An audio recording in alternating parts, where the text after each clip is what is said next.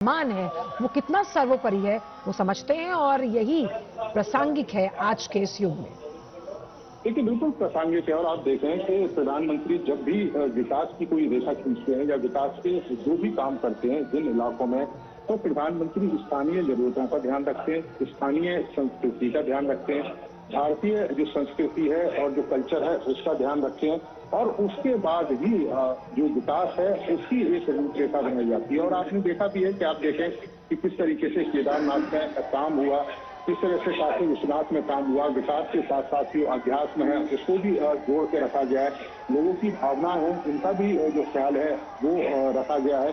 तो ये एक अलग तरह की जो सोच है प्रधानमंत्री नरेंद्र मोदी की कि हम अपनी संस्कृति को भी साथ लेकर चलें, अपने जो विकास है उसको भी साथ लेकर चलें। और भारत का तो आप देखें कि भारत के जो प्राचीन ग्रंथ हैं उसमें प्रकृति की जो संरक्षण की जो बात की गई है और उसी का जिक्र लगातार प्रधानमंत्री करते हैं। हम तो नदी, पेड़, पौधे इन सब में भगवान को देखते हैं, उन सबकी पूजा करते हैं। तो निश्चित तौर पर जब तक स्थानीय जरूरत, स्थानीय संस्कृति को साथ में लेकर अगर विकास किया जाएगा तो वो एक तरीके से सर्वांगीण विकास होता है, स्थायी विकास होता है, और उसका जो फायदा है वो तमाम लोगों को मिलता है। और यही कारण है कि प्रधानमंत्री की सोच और दृष्टि भी यही रहती है कि स्थानीयों के साथ साथ जो आधुनिकता है उसका समावेश किया जाए। और यही कारण है कि आप देखें कि देश के अलग अलग शहरों में जिस तरीके से विकास हो रहा है, जिस तरीके से विकास की रूपरेखा खींची जाती है, तो उसमें आप स्थानीय संस्कृति को भी देख सकते हैं और विकास के मॉडल को भी देख सकते हैं। बिल्कुल, और सोच अगर नहीं है लेकिन नीतियां सही हैं, यही इस बात को साफ तौर पर दृष्टव्य करता है। और खास तौर पर जैसे कि आज सामूहिक गीता का पाठ किया जाएगा, किस तरह का दार्शनिक संकेत है ये पूरे विश्व के लिए। नीरज, चूंकि हम मानते हैं कि गीता के जो श्लोक हैं आपके जीवन दर्शन को बदलने के लिहाज से आज भी बेहद महत्वपूर्ण है। देखिए, बिल्कुल आज भी प्रासंगिक है। और आप देखें कि गीता में जो कर्म का संदेश दिया गया है कि व्यक्ति को कर्म करना चाहिए और फल की जो इच्छा है वो नहीं रखनी चाहिए, कर्म निस्वार्थ भाव से किया जाना चाहिए। आप देखें कि प्रधानमंत्री ने भी तमाम तरह के कार्य किए, उसमें कई तरह की अड़चनें भी आई, लेकिन उनकी जो दृष्टि और उनकी जो सोच थी वो निस्वार्थ थी। और एक लक्ष्य था कि जो विकास किया जा रहा है या जो कार्य किए जा रहे हैं, योजनाएं बनाई जा रही हैं, उसका जो लक्ष्य है वो अंतिम रूप से जो व्यक्ति बैठा है उस तक उस विकास को पहुंचाना है। यही कारण है कि तमाम कठिन निर्णय प्रधानमंत्री ने लिए, लेकिन बाद में जब देश के लोगों को पता लगा कि ये वास्तव में ये निर्णय जरूरी थे, तो देश के तमाम लोगों ने उनका साथ दिया। और ये साथ किस तरीके से दिया, आप देखें कि हरियाणा के इलेक्शन देखें, महाराष्ट्र के इलेक्शन देखें, देश के अलग अलग हिस्सों में जिस तरीके से इलेक्शन होते हैं, और जनता, अभी बिहार में इलेक्शन हुआ तो जनता भारी संख्या में उनको वोट, और यही विश्वास बहाली हम यहाँ जनता के रूप में देख पा रहे हैं नीरज। उनके चेहरों पर वो खुशी, वो भाव, वो भावनाएं जो प्रधानमंत्री को देखकर वो व्यक्त कर रहे हैं। और ऐसे में अगर हम आज के इस दिन की बात करें तो जो श्री कृष्ण मठ है उसकी प्रमुख विशेषता आपसे समझना चाहेंगे, और साथ ही साथ इस मंदिर को अगर समझे जहां बाल रूप में भगवान श्री कृष्ण मौजूद हैं और एक छोटी सी खिड़की जिसे कनकना किंडी कहा जाता है उसके जरिए भगवान के दर्शन किए जाते हैं। बिल्कुल काफी महत्वपूर्ण है। और जैसा कि मैं जिक्र भी कर रहा था कि मथुरा और द्वारका सब जानते हैं, एक प्राचीन कहावत है कि एक जहाज यहाँ के पास से गुजर रहा था, माधवाचार्य ने वो लहर में फंस गया था और माधवाचार्य ने अपने तप से उस जहाज को सुरक्षित करा। उसके बाद जो कैप्टन था उन्होंने माधवाचार्य से कहा कि इस जहाज से कोई एक वस्तु ले सकते हैं, तो उन्होंने एक पत्थर लिया और पत्थर को लेकर जब माधवाचार्य चल रहे थे तो वो पत्थर से भगवान शालिग्राम बाल रूप में निकले। उसके बाद आप देखें कि जो माधव सरोवर है वहां पर उन्होंने उसका स्नान किया और उसके बाद इस पीठ की स्थापना की। और ये पीठ श्री कृष्ण मठ केवल अपने में एक मठ नहीं है, आप देखें कि इसके साथ साथ उन्होंने अपने शिष्यों को 8 अलग अलग जो मठ है यहाँ पर स्थापित करने की अनुमति दी। और ये अलग अलग है, आप देखें पली मारू मठ है, एक कनियूर मठ है, एक पुट्टीगे है, एक कृष्णापुरा है, अदमारू है, सोदे है, पेजावर है और शिरूर है। ये अलग अलग मठ हैं और हर 2 साल में ये तमाम 8 जो मठ है इनको श्री कृष्ण मठ की जिम्मेदारी दी जाती है, इनके संचालन की, उनके कार्य करने की। तो 2 साल में एक पर्याय उत्सव होता है और उसमें इस एक तरीके से ट्रांसफर किया जाता है। अब जिस कनकन दास का आप जिक्र कर रहे थे वो भी एक बड़ी कह सकते हैं कि रोचक कहानी है। कनकन दास भगवान श्री कृष्ण के अनन्य भक्त थे, वो लगातार यहाँ पर पूजा करने आते थे लेकिन मंदिर में नहीं जा पाते थे। तो मंदिर के जो पिछला भाग है उस भाग में ही खड़े होकर वो लगातार भगवान की पूजा करते थे, भजन गाते थे। उनकी पूजा से प्रसन्न होकर ये कहा जाता है कि जब आप किसी मूर्ति की स्थापना करते हैं तो मूर्ति का जो मुंह है वो पूरब की तरफ रहता है। लेकिन कनकन दास चूंकि मंदिर के पीछे पूजा करते थे और मंदिर के अंदर आने की अनुमति नहीं थी, तो भगवान श्री कृष्ण उनको दर्शन देने के लिए पूरे के पूरे मुड़ गए, यानी कि पश्चिम में चले गए। तो ये एक कहानी है और यही कारण है कि आप देखें कि कनकन दास जो कुंडी है वहां पर बनाई गई है, जहाँ से 9 छिद्र हैं और वहां से जो भगवान श्री कृष्ण के जो दर्शन है वो किए जाते हैं। प्रधानमंत्री यहाँ पर पहुंचेंगे और एक स्वर्ण जो मंडप है उस मंडप का भी शिलान्यास प्रधानमंत्री करेंगे और इसके साथ ही आप देखें कि कनकन हुंडी है वहां पर भी प्रधानमंत्री पहुंचेंगे और भगवान श्री कृष्ण के जो दर्शन है वो करेंगे। तो खासा महत्व है इस मठ का और द्वैतवाद का एक तरीके से कहें कि यहाँ स्थापना हुई थी, क्योंकि जो अद्वैतवाद था शंकराचार्य का उसके विपरीत ये द्वैतवाद था। और एक तरीके से हम देखें कि परमात्मा और आत्मा, जीव आत्मा, उन दोनों में अलग अलग अंतर की बात माधवाचार्य करते थे कि परमात्मा असीम है, असीमित है और जो जीव आत्मा है वो एक सीमित है।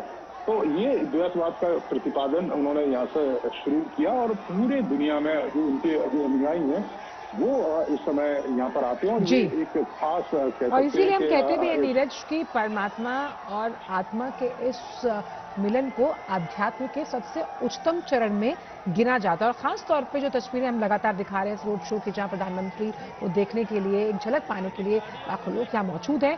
तीर्थ और पर्यटन का कैसे संतुलित विकास किया जाए ये हमने देखा है इस पूरे कार्यकाल में। और खास तौर पर नीरज, कैसे अब जो उडुपी है, जो सांस्कृतिक केंद्र है, आध्यात्मिक केंद्र है, उसे भी पर्यटन से जोड़ने के लिहाज से आज का दिन अहम, क्योंकि इस कृष्ण मठ मंदिर की लोकप्रियता पूरे विश्व में है।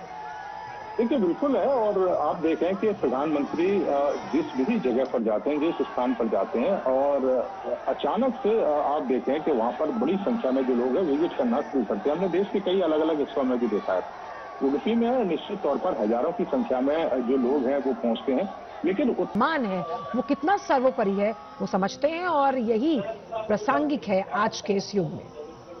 देखिए बिल्कुल प्रासंगिक है और आप देखें कि प्रधानमंत्री जब भी विकास की कोई रेखा खींचते हैं या विकास के जो भी काम करते हैं जिन इलाकों में, तो प्रधानमंत्री स्थानीय जरूरतों का ध्यान रखते हैं, स्थानीय संस्कृति का ध्यान रखते हैं, भारतीय जो संस्कृति है और जो कल्चर है उसका ध्यान रखते हैं और उसके बाद ही जो विकास है उसकी एक रूपरेखा बनाई जाती है। और आपने देखा भी है कि आप देखें कि किस तरीके से केदारनाथ में काम हुआ, किस तरह से काशी विश्वनाथ में काम हुआ, विकास के साथ साथ जो अध्यात्म है उसको भी जोड़ के रखा गया है, लोगों की भावना है उनका भी जो ख्याल है वो रखा गया है। तो ये एक अलग तरह की जो सोच है प्रधानमंत्री नरेंद्र मोदी की कि हम अपनी संस्कृति को भी साथ लेकर चलें, अपने जो विकास है उसको भी साथ लेकर चलें। और भारत का तो आप देखें कि भारत के जो प्राचीन ग्रंथ हैं उसमें प्रकृति की जो संरक्षण की जो बात की गई है और उसी का जिक्र लगातार प्रधानमंत्री करते हैं। हम तो नदी, पेड़, पौधे इन सब में भगवान को देखते हैं, उन सबकी पूजा करते हैं। तो निश्चित तौर पर जब तक स्थानीय जरूरत, स्थानीय संस्कृति को साथ में लेकर अगर विकास किया जाएगा तो वो एक तरीके से सर्वांगीण विकास होता है, स्थायी विकास होता है और उसका जो फायदा है वो तमाम लोगों को मिलता है। और यही कारण है कि प्रधानमंत्री की सोच और दृष्टि भी यही रहती है कि स्थानीयों के साथ साथ जो आधुनिकता है उसका समावेश किया जाए। और यही कारण है कि आप देखें कि देश के अलग अलग शहरों में जिस तरीके से विकास हो रहा है, जिस तरीके से विकास की रूपरेखा खींची जाती है, तो उसमें आप स्थानीय संस्कृति को भी देख सकते हैं और विकास के मॉडल को भी देख सकते हैं। बिल्कुल, और सोच अगर नहीं है लेकिन नीतियां सही हैं, यही इस बात को साफ तौर पर दृष्टव्य करता है। और खास तौर पर जैसे कि आज सामूहिक गीता का पाठ किया जाएगा, किस तरह का दार्शनिक संकेत है ये पूरे विश्व के लिए। नीरज, चूंकि हम मानते हैं कि गीता के जो श्लोक हैं आपके जीवन दर्शन को बदलने के लिहाज से आज भी बेहद महत्वपूर्ण है। देखिए बिल्कुल आज भी प्रासंगिक हैं और आप देखें कि गीता में जो कर्म का संदेश दिया गया है कि व्यक्ति को कर्म करना चाहिए और फल की जो इच्छा है वो नहीं रखनी चाहिए, कर्म निस्वार्थ भाव से किया जाना चाहिए। आप देखें कि प्रधानमंत्री ने भी तमाम तरह के कार्य किए, उसमें कई तरह की अड़चनें भी आई, लेकिन उनकी जो दृष्टि और उनकी जो सोच थी वो निस्वार्थ थी और एक लक्ष्य था कि जो विकास किया जा रहा है या जो कार्य किए जा रहे हैं, योजनाएं बनाई जा रही हैं, उसका जो लक्ष्य है वो अंतिम रूप से जो व्यक्ति बैठा है उस तक उस विकास को पहुंचाना है। यही कारण है कि तमाम कठिन निर्णय प्रधानमंत्री ने लिए, लेकिन बाद में जब देश के लोगों को पता लगा कि ये वास्तव में ये निर्णय जरूरी थे, तो देश के तमाम लोगों ने उनका साथ दिया। और ये साथ किस तरीके से दिया, आप देखें कि हरियाणा के इलेक्शन देखें, महाराष्ट्र के इलेक्शन देखें, देश के अलग अलग हिस्सों में जिस तरीके से इलेक्शन होते हैं और जनता, अभी बिहार में इलेक्शन हुआ तो जनता भारी संख्या में उनको वोट, और यही विश्वास बहाली हम यहाँ जनता के रूप में देख पा रहे हैं नीरज। उनके चेहरों पर वो खुशी, वो भाव, वो भावनाएं जो प्रधानमंत्री को देखकर वो व्यक्त कर रहे हैं। और ऐसे में अगर हम आज के इस दिन की बात करें तो जो श्री कृष्ण मठ है उसकी प्रमुख विशेषता आपसे समझना चाहेंगे और साथ ही साथ इस मंदिर को अगर समझे जहां बाल रूप में भगवान श्री कृष्ण मौजूद हैं और एक छोटी सी खिड़की जिसे कनकना किंडी कहा जाता है उसके जरिए भगवान के दर्शन किए जाते हैं। बिल्कुल काफी महत्वपूर्ण है। और जैसा कि मैं जिक्र भी कर रहा था कि मथुरा और द्वारका सब जानते हैं, एक प्राचीन कहावत है कि एक जहाज यहाँ के पास से गुजर रहा था, माधवाचार्य ने वो लहर में फंस गया था और माधवाचार्य ने अपने तप से उस जहाज को सुरक्षित करा। उसके बाद जो कैप्टन था उन्होंने माधवाचार्य से कहा कि इस जहाज से कोई एक वस्तु ले सकते हैं, तो उन्होंने एक पत्थर लिया और पत्थर को लेकर जब माधवाचार्य चल रहे थे तो वो पत्थर से भगवान शालिग्राम बाल रूप में निकले। उसके बाद आप देखें कि जो माधव सरोवर है वहां पर उन्होंने उसका स्नान किया और उसके बाद इस पीठ की स्थापना की। और ये पीठ श्री कृष्ण मठ केवल अपने में एक मठ नहीं है, आप देखें कि इसके साथ साथ उन्होंने अपने शिष्यों को 8 अलग अलग जो मठ है यहाँ पर स्थापित करने की अनुमति दी। और ये अलग अलग है, आप देखें पली मारू मठ है, एक कनियूर मठ है, एक पुट्टीगे है, एक कृष्णापुरा है, अदमारू है, सोदे है, पेजावर है और शिरूर है। ये अलग अलग मठ हैं और हर 2 साल में ये तमाम 8 जो मठ है इनको श्री कृष्ण मठ की जिम्मेदारी दी जाती है, इनके संचालन की, उनके कार्य करने की। तो 2 साल में एक पर्याय उत्सव होता है और उसमें इस एक तरीके से ट्रांसफर किया जाता है। अब जिस कनकन दास का आप जिक्र कर रहे थे तो वो भी एक बड़ी कह सकते हैं कि रोचक कहानी है। कनकन दास भगवान श्री कृष्ण के अनन्य भक्त थे, वो लगातार यहाँ पर पूजा करने आते थे लेकिन मंदिर में नहीं जा पाते थे। तो मंदिर के जो पिछला भाग है उस भाग में ही खड़े होकर वो लगातार भगवान की पूजा करते थे, भजन गाते थे। उनकी पूजा से प्रसन्न होकर ये कहा जाता है कि जब आप किसी मूर्ति की स्थापना करते हैं तो मूर्ति का जो मुंह है वो पूरब की तरफ रहता है, लेकिन कनकन दास चूंकि मंदिर के पीछे पूजा करते थे और मंदिर के अंदर आने की अनुमति नहीं थी, तो भगवान श्री कृष्ण उनको दर्शन देने के लिए पूरे के पूरे मुड़ गए, यानी कि पश्चिम में चले गए। तो ये एक कहानी है और यही कारण है कि आप देखें कि कनकन दास जो कुंडी है वहां पर बनाई गई है, जहाँ से 9 छिद्र हैं और वहां से जो भगवान श्री कृष्ण के जो दर्शन है वो किए जाते हैं। प्रधानमंत्री यहाँ पर पहुंचेंगे और एक स्वर्ण जो मंडप है उस मंडप का भी शिलान्यास प्रधानमंत्री करेंगे। और इसके साथ ही आप देखें कि कनकन हुंडी है वहां पर भी प्रधानमंत्री पहुंचेंगे और भगवान श्री कृष्ण के जो दर्शन है वो करेंगे। तो खासा महत्व है इस मठ का और द्वैतवाद का एक तरीके से कहें कि यहाँ स्थापना हुई थी, क्योंकि जो अद्वैतवाद था शंकराचार्य का उसके विपरीत ये द्वैतवाद था। और एक तरीके से हम देखें कि परमात्मा और आत्मा, जीव आत्मा, उन दोनों में अलग अलग अंतर की बात माधवाचार्य करते थे कि परमात्मा असीम है, असीमित है और जो जीव आत्मा है वो एक सीमित है। तो ये द्वैतवाद का प्रतिपादन उन्होंने यहाँ से शुरू किया और पूरे दुनिया में जो उनके जो अनुयायी हैं वो इस समय यहाँ पर आते हैं और ये एक खास और इसीलिए हम कहते भी हैं नीरज की परमात्मा और आत्मा के इस मिलन को आध्यात्म के सबसे उच्चतम चरण में गिना जाता है। और खास तौर पे जो तस्वीरें हम लगातार दिखा रहे हैं इस रोड शो की, जहां प्रधानमंत्री को देखने के लिए, एक झलक पाने के लिए लाखों लोग यहाँ मौजूद हैं। तीर्थ और पर्यटन का कैसे संतुलित विकास किया जाए ये हमने देखा है इस पूरे कार्यकाल में। और खास तौर पर नीरज कैसे अब जो उडुपी है, जो सांस्कृतिक केंद्र है, आध्यात्मिक केंद्र है, उसे भी पर्यटन से जोड़ने के लिहाज से आज का दिन अहम, क्योंकि इस कृष्ण मठ मंदिर की लोकप्रियता पूरे विश्व में है।